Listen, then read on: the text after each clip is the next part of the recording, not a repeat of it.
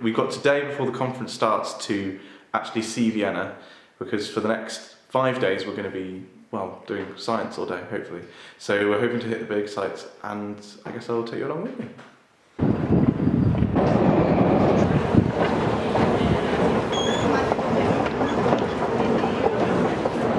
Okay, so I've never done this before. This is going to be quite interesting. Can I vlog on the street? So me and Tom just went inside St. Stephen's Cathedral, which is that. And I've got some footage of it here. It was amazing actually, because there was a full mass going on. We both thought it was a recording, and then it turns out no, it was a full orchestra with full play, you know, with full chorus and everything. So we're now going to try and find Spanish riding school, and Tom is navigating by the sun, an ages-old method, which hopefully will work. Now, do you want to say hello? Oh yeah, There's Tom. Hello. And right, okay. Hopefully we'll see you there, or wherever we end up.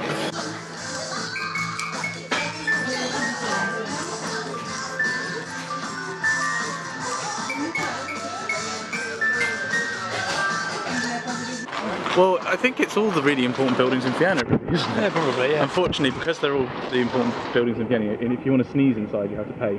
So we got some footage of some of the Lipizzanas from the Spanish school being let out, but everything else we had to pay for. In other news, though, we are going to a concert tonight of Mozart and Strauss, so that should be fun and not at all expensive. What's that? The reason we're here, yes, the conference, that's the one. So like everybody, I knew that there was the Danube in Vienna. This, as it turns out, is not the Danube. This is a much less interesting just canal. So the current plan is we're going to try and go to this park, and we're going to get the subway, which is confusingly free. We haven't quite worked out how the ticket system works yet. But it's not like we're two PhD students or anything, but like we don't know. And as Thomas also just pointed out, Vienna, we don't understand your traffic system. Do people just view red lights as being optional? We just almost got run over.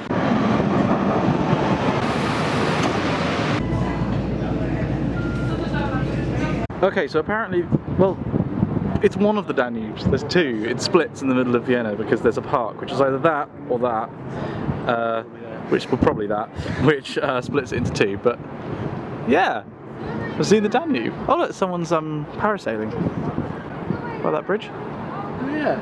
This is the Danube, we think. So all that stuff I said about the other river, apply it to this one instead. Why is everything about you so confusing, Vienna? Why is everything in German as well? Okay, so we found the EGU.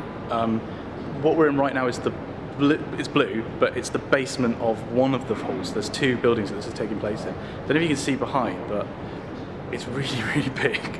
I mean, I knew that there were thousands of people coming, but like, this is one of the poster halls, and there must be getting on for 1,000 poster spots.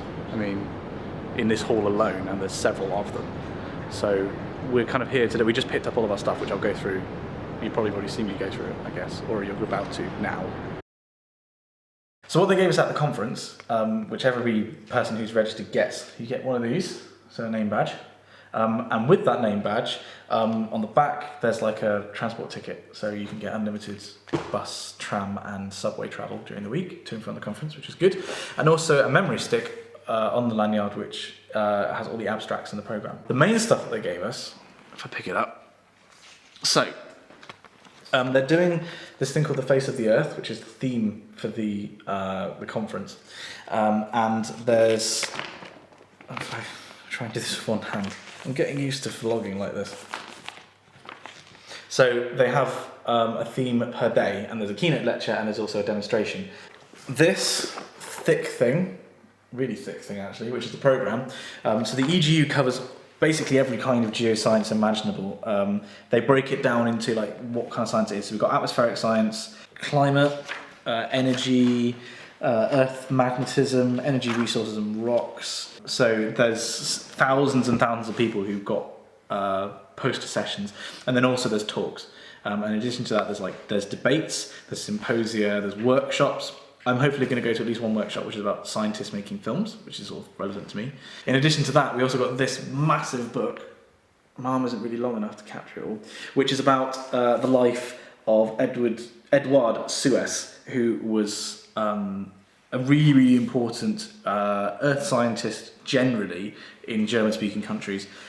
He basically invented modern geology, and he died 100 years ago in 1914. So they published this book, which has got essays in, introductory essays on like the dynamics of planet Earth and water problems and all that kind of stuff, and quotes from him to celebrate his life.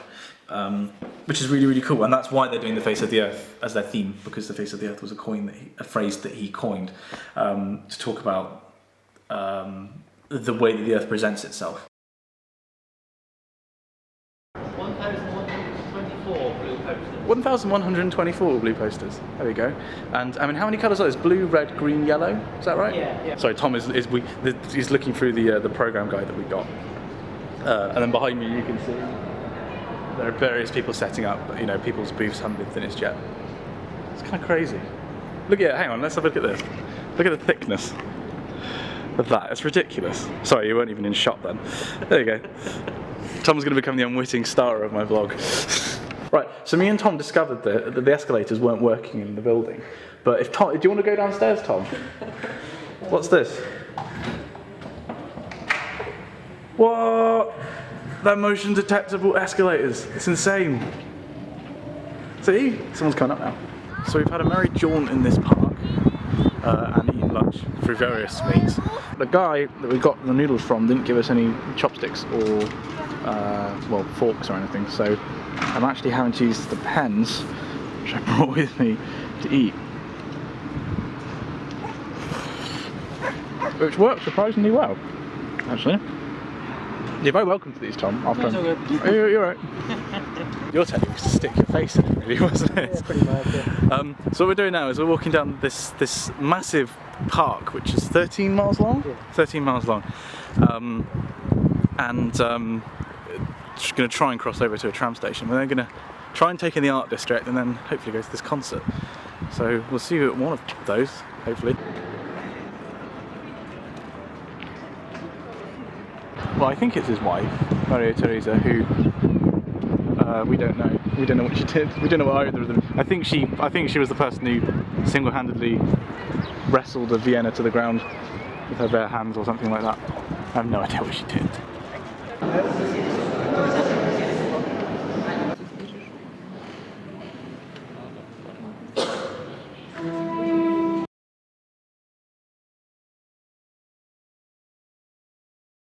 We went to this concert, so it was in, can you remember the name of the palace?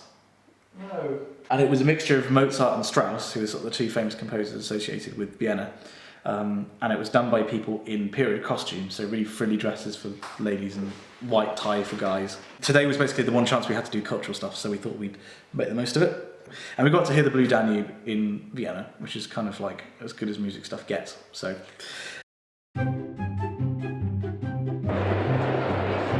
These are locations on the map behind me where people have submitted rocks.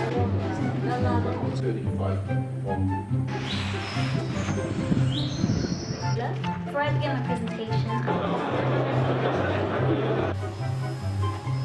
Start with the smallest one.